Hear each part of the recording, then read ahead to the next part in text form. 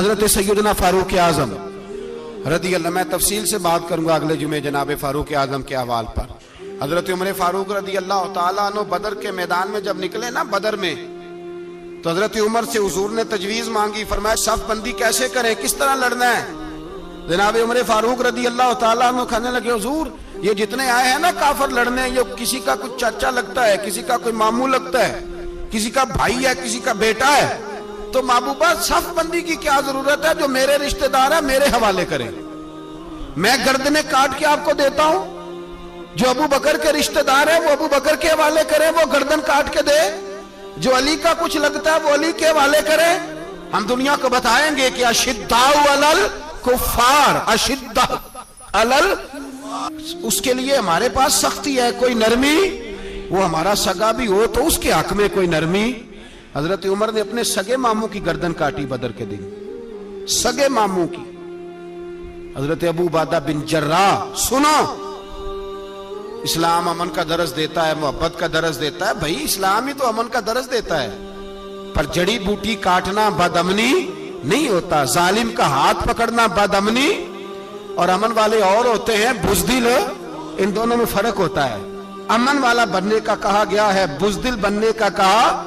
मेरे नबी पाक ने जो बदर में तलवार उठाई थी, जिरा पहनी थी, हुजूर अलैहिस्सलातु सलाम ने लोहे की जैकेट पहनी थी, तो वो भी मेरे रसूल पाक ने अमन के लिए ही पहनी थी। मेरे नबी पाक सल्लल्लाहु अलैहि वसल्लम ने उहद के दिन जो हथियार उठाए थे, तो वो भी अमन के लिए उठाए थे, वो भी अमन के लिए हुजूर ने हथियार उठाया था। हथियार उठाना बदअमनी की अलामत नहीं होता मेरे भाई, याद रखें। हजरत अबू उबादा बिन जर्राह ने मैदान बदर के अंदर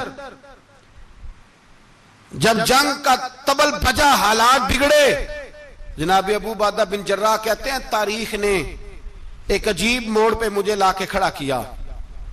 आप फरमाते हैं मेरे लिए अल्लाह ने जो आजमाइश रखी वो सबसे बड़ी रखी। फरमाने लगे जब मैं मैदान में निकला तो काफिरों ने मेरे सामने जिसको लाके खड़ा किया वो मेरा सगा बाप था। अब फरमाते हैं अब मुश्किल बन गई, इश्क त्याग दोवी एक बराबर, ते इश्क दा सेक बधेरा, अग ते साड़े कख ते काने, ते इश्क साड़े तन मेरा, ते अग दा दारू मीं ते पानी, कोई दसे है इश्क दा दारू केड़ा, बुल्ले शाह उथे कुछ भी नहीं बचदा जिथे इश्क होरां दा डेरा। फरमाने लगे अब मेरे लिए सामने बाप, इधर बेटा। अब फरमाते हैं दो रास्ते थे, बाप बचाऊं या रसूलुल्लाह का दीन बचाऊं। एक मिनट था फैसला करने के लिए कि अब्बा बचेगा या दीन बचेगा, कुफर बचेगा या इस्लाम बचेगा। फरमाते हैं मैंने मिनट पूरा नहीं सोचा, मैंने तलवार उठाई, बाप की गर्दन काट के गिराई और रसूलुल्लाह का दीन बचा लिया। बाप की गर्दन कट के गिरी और नबी पाक का दीन बच गया, बचा लिया रसूलुल्लाह का दीन। हजरत उमर ने मामू को मारा। हजरत मुसअब इब्न उमैर कहते हैं तारीख मुझे भी लाके खड़ा करती है बदर के मैदान में, तो कुफर का लिबादा ओढ़ के जब सामने आया तो वो मेरा सगा भाई था, सगा भाई।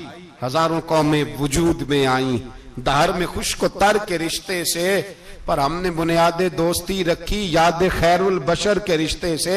सगा भाई कुफर का नुमाइंदा बन के सामने खड़ा हुआ। मुझे इकट्ठे खेलना भी याद था, मुझे एक बर्तन में रोटी खाना भी याद था, एक मां से लोरियां सुनना भी याद था। फरमाते हैं ये सारा कुछ याद था, पर इस्लाम के हक में दिया हुआ खुतबा जो मोहम्मद अरबी ने दिया था वो भी मुझे याद था।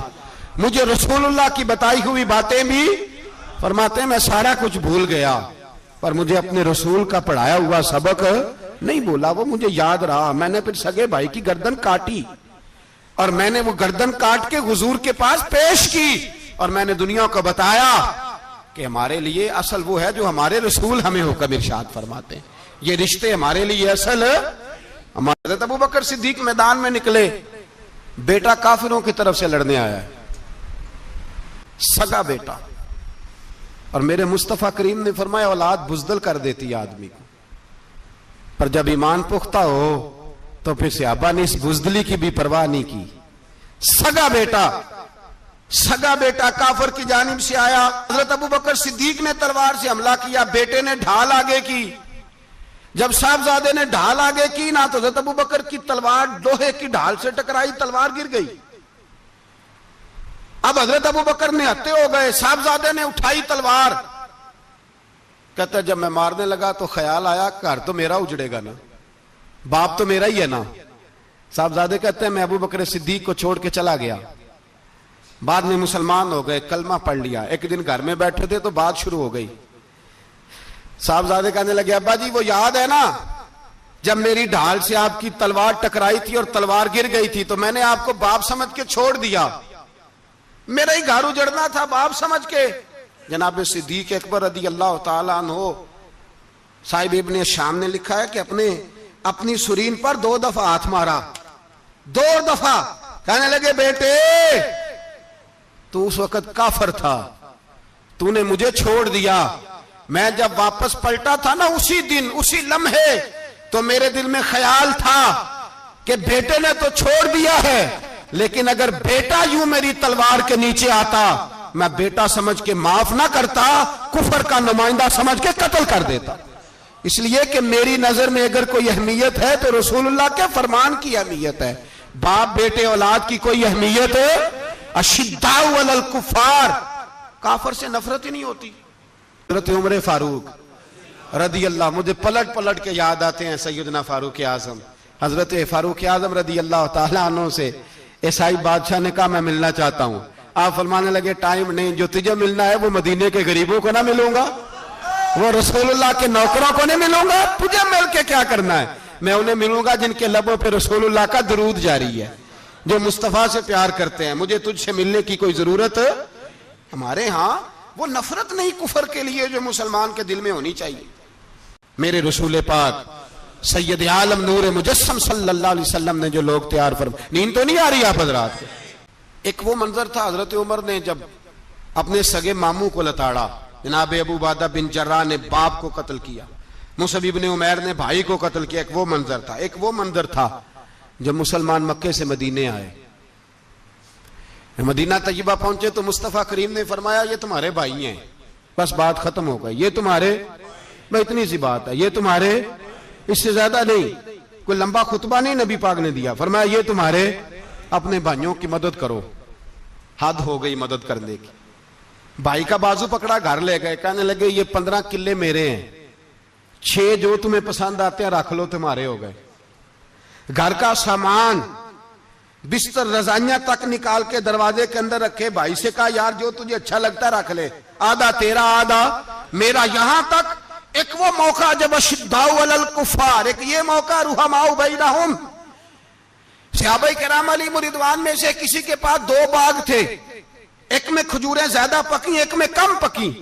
जब वो अपने भाई को देने लगा तो उसने कहा तुझे रसूलुल्लाह ने मेरा भाई बनाया है, तुझे वो वाला बाग दूंगा जिसकी खजूरें ज्यादा पकी हुई है, वो वाला बाग दूंगा, खजूरें ज्यादा पकी हुई। और यार तारीख आलम ने ये नजारा नहीं देखा कि वहां से एक शख्स आया गरीब है, रिश्ता नहीं मिलता। यहां एक शख्स ने क्या किया, उसको अपने खानदान से, अपने घर से रिश्ता भी दिया।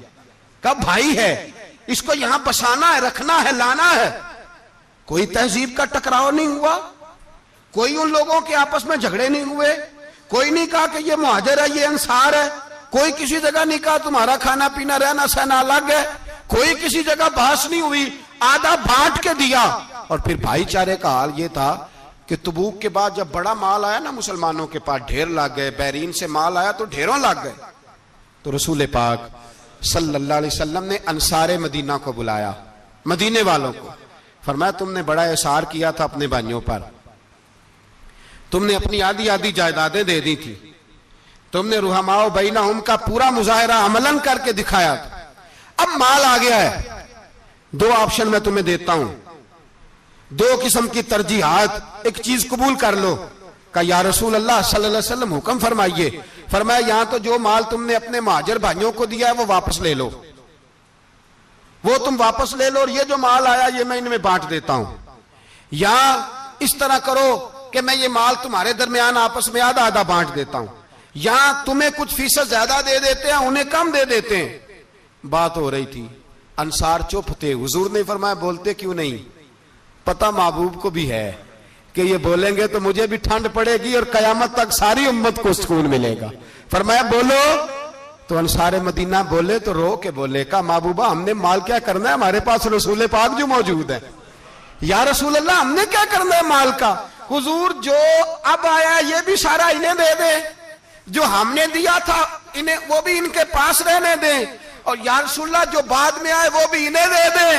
हमारी शर्त यह है कि हमारे दरमियान अल्लाह के रसूल मौजूद रहने चाहिए, महबूब हमारे दरमियान रहे। माल और दौलत की हमें जरूरत है, ये रुहमाओ बैनाहुम में आपस में बांट के हर चीज अपने भाइयों को दे दी। हजरत उमर, ईसाई बादशाह टाइम मांगता तो कहता कोई टाइम नहीं, चल दौड़ जाओ। मुल्क के शाम जाते हैं, जब फतह होते हैं हजरत साद बिन नबी वकास बुलाते हैं, शाम जाते हैं तो हजरत उमर कहते हैं शाम आए हैं यार, सबसे पहला काम ये कर, बिलाल का तो पता कर। यहां सुना है बिलाल हबशी का मकान भी कहीं नेड़े नेड़े है, पता तो कर। हजरत बिलाल हबशी हजरत सैयदना साद कहने लगे हुजूर बुला ना ले। फरमाया नहीं, वो मुस्तफा का गुलाम है तो मेरा तो इमाम है, मैं घर मिलने जाऊंगा। घर रुहमाओ बैनाहुम, काले रंग के हबशी गुलाम सैयदना बिलाल हबशी को मिलने घर गए, और जनाब उमर जाके बैठक में इंतजार करने लगे, गोया ड्राइंग रूम में बैठे इंतजार होने लगा। जनाब सैयदना बिलाल आए तो हजरत उमर उठ के खड़े हुए। मुल्क के शाम के लोगों ने यह मंजर अजीब देखा कि जनाब उमर फारूक एक हबशी के लिए खड़े हुए, और जब खड़े हुए तो हजरत बिलाल कहने लगे उमर बैठ जाओ, ये क्या कर रहे हो? तो हजरत सैयदना उमर रो पड़े, कहने लगे बिलाल तो हबशी पहले था, जब से रसूलुल्लाह का गुलाम बना है सारी उम्मत का इमाम बन गया, सारी उम्मत का तो इमाम बन गया है जब से तो नबी पाक सल्लल्लाहु ताला अलैहि वसल्लम का गुलाम बन। भाई याद रखे, जब अशिद्दाउ अलल कुफार की बात थी तो अपने सगे कत्ल हो गए, और जब रुहमाओ बैनाहुम की बात थी तो फिर ये नहीं देखा ये हबशी है। तवज्जो है मेरी बात पर? जाग रहे ना आप लोग? इधर देखे, फिर ये नहीं देखा कि ये हबशी है, ये रूमी है, ये कौन है, फिर ये देखा कि ये रसूलुल्लाह का गुलाम है सल्लल्लाहु। हजरत अबू बकर सिद्दीक रदी अल्लाह ताला अन्हु से किसी ने पूछा था बदर में फतह कैसे हुई? अब भी मुसलमान कहते हैं नहीं जी कैसे लड़ेंगे जी, हमें अपना बड़ा मसला है। ये कमजोर लोगों की बातें, कमजोर जो खुदा वाले होते हैं उनकी ये सोच नहीं होती। ये आरज़ुए करम और मैं आपसे करूं, ये भीख उसको जीतिए जिसका खुदा ना हो। ये कमजोर लोग हैं जो कहते हैं नहीं कैसे होगा, किस तरह होगा, जिनको पता हो कि हमारी गैबी ताकत है हमारी। हजरत अबू बकर सिद्दीक रदी अल्लाह ताला पूछा जनाब बदर में कैसे जीत गए? तलवारें ज्यादा थी, नेज़े ज्यादा थे, या आपको जासूसी ज्यादा थी, पता ज्यादा था कि यूं काबू आएंगे काफिर? तो अबू बकर सिद्दीक फरमाने लगे न नेज़ों से जीते न तलवारों से जीते, हम जो बदर में जीते हैं तो मुस्तफा की नमाजों से जीते हैं। हमें जो बदर में कामयाबी मिली तो रसूलुल्लाह की दुआओं की बरकत से मिली। फरमाने लगे काफिर सारी रात शराबें पीते रहे, सारी रात वो नाच गाने में मसरूफ रहे, और मैं हुजूर के खेमे में मौजूद था, नबी पाक सारी रात नमाज पढ़ते रहे, सारी रात हुजूर नमाज पढ़ते रहे, सारी रात अल्लाह से दुआ करते रहे। फरमाया सुबह जो कामयाबी मिली तो ये मुस्तफा की नमाजों की बरकत से मिली। एक बुजुर्ग की मैं बात सुन रहा था, वो कह रहे थे अब नमाजें इबादतें रियाजतें बाद में करना, पहले जिहाद करो। कह रहे थे अब निकल कर खानकाहों से अदा कर रस्म शब्बीरी, इबादतें रियाजतें तिलावतें दरूद बाद में होगा, पहले जिहाद। तो मैंने कहा साहब इबादतें तिलावतें दरूद हो कहां रहा है, पहले वो जगह तो बताएं। खानकाहों पे तो उर्स हो रहा है, साल के बाद ढोल लग रहा है। वो जो जमाना था ना कि खानका शरीफ पे शाम तक कुरान मजीद खत्म होगा, फजर के बाद 50,000 दरूद पढ़ा जाएगा, वहां लोग आए हैं तो वहां जिक्र करते करते लोग इस कदर मस्त हुए कि उन्हें होश ही नहीं कहां के कहां गए। वो तो दौर खत्म हो गया। अब कहां है खानका में? अब तो नजर नियाज रह गई, खत्म शरीफ रह गया, उर्स पाक रह गया, बाकी तो मामला खत्म है। वो कहां गया मामला सारा? भाई दुआएं इल्तजाएं। शहाबुद्दीन गौरी से पूछा जनाब फतह कैसे हुई? कहने लगे ख्वाजा मोइनुद्दीन अजमेरी की दुआओं की बरकत से। फरमाते हैं बाबा दुआ मांगता था, हम जिहाद करते थे, अल्लाह कामयाबी दे देता था। भाई वो इबादत, वो रियाजत, वो मुसलमान जो रात को अपने रब को मना लिया करता था, वो अपनी इबादत के जोर पर अल्लाह तबारक व तआला की बारगाह में आहो जारी। हुजूर ने फरमाया अद्दुआ सलाहुल मोमिन, दुआ मोमिन का हथियार है। दुआ मोमिन का, बोल के बताना है, दुआ मोमिन का। फरमाया मोमिन ये हथियार चला सकता है, ये हथियार काफिर के पास मौजूद है। हजरत ज़ैद बिन हारसा रदी अल्लाह ताला अन्हु को ना पकड़ के कुछ काफिर उनको पकड़ के ले गए तो एक दरख्त के साथ बांध लिया, कहने लगे तुम्हें कत्ल करेंगे, हुजूर के सहाबी हैं रदी अल्लाह ताला।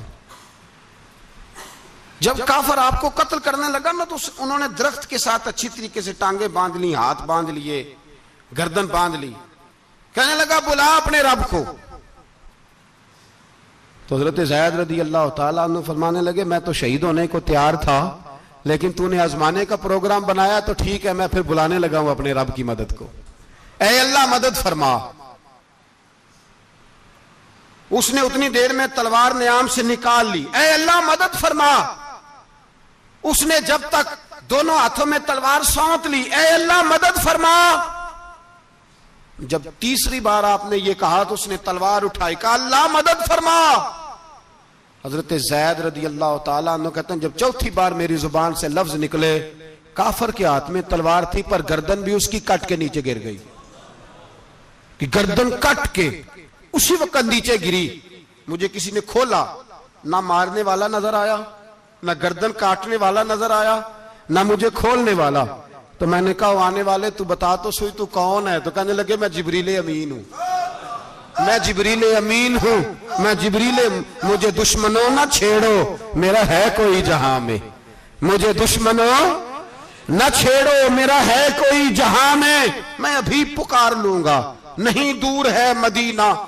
कहा जब तूने, हजरत जिब्रील कहने लगे जब तूने पहली दफा कहा ना अल्लाह मदद फरमा, तो मैं सिदरतुल मुंतहा पे था, मुझे हुक्म हुआ जिब्रील देर ना करना। फरमाते हैं जब दूसरी दफा तूने कहा ना अल्लाह मदद फरमा तो मैं 7वें आसमान पे था, और जब तीसरी दफा कहा मदद फरमा तो मैं पहले आसमान पे था, और फरमाया जब तूने कहा चौथी दफा अल्लाह मदद फरमा तो मैं तेरे सराहने खड़ा था, मैं तेरे सराहने। तो भाई अब तो इज्तिमाई दुआ भी नहीं रही हमारी, अब तो ये वाला सोता भी। अकबर अल आबादी ने कहा था मुसीबत में भी अब याद खुदा हमको नहीं आती, दुआ मुंह से ना निकली जेबों से अर्जियां निकली।